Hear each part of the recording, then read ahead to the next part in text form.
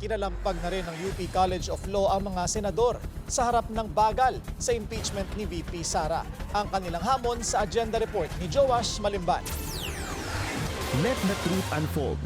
Yan ang hamon ng University of the Philippines College of Law sa Senado patungkol sa nakabinbing impeachment trial ni Vice President Sara Duterte. Kahapon, nagpost ang kolehiyo ng isang open letter and urgent call to the Senate para agad nang simulan ang paglilitis sa bise. Ayon kay lecturer and former Dean Attorney Tony Lavinia, constitutional duty ng Senado na agad na mag-convene bilang isang impeachment court oras na matanggap nila ang articles of impeachment mula sa Kamara. Pero nakababahala raw na hanggang ngayon wala pa rin kasiguraduhan kung matutuloy ba ang impeachment trial. Ayon kay Lavinia, nirerespeto ng UP College of Law si SP Cheese Escudero bilang dati nilang kasamahan sa universidad. Pero the leadership of the Senate failed us massively.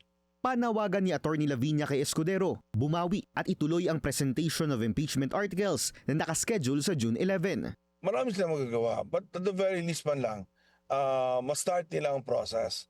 But then the impeachment court is there and the business will stay in the agenda of the Senate in the 20th Congress.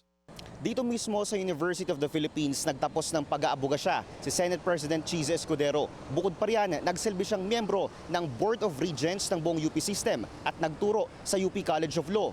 Kaya ang ipinagtataka ng ilang miyembro ng faculty ay kung bakit kailangan pang magkaroon ng debate sa kung ano ang ibig sabihin ng forthwith at kung kailan isasagawa ang impeachment trial ni VP Sara. May buwelta rin si Lavinia sa opisina ni Senador Bato de la Rosa na pinanggalingan ng draft resolution na nais ibasura ang impeachment case ni VP Sara. Inappropriate yun.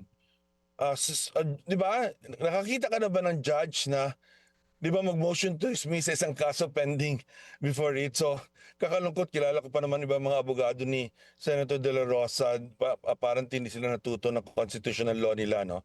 Matatanda ang bago ang halalan, sinabi ni Sen Bato na bagamat magkakampi sila ng bise, magiging impartial siya sa pagdinig ng kanyang impeachment case dahil mandato niya raw ito bilang senador. Ngayon, nais niya nang ilibing ang kaso dahil hindi raw ito maaaring itawid sa 20th Congress. Para sa agenda, Joash Malimban, Billionaire News Channel.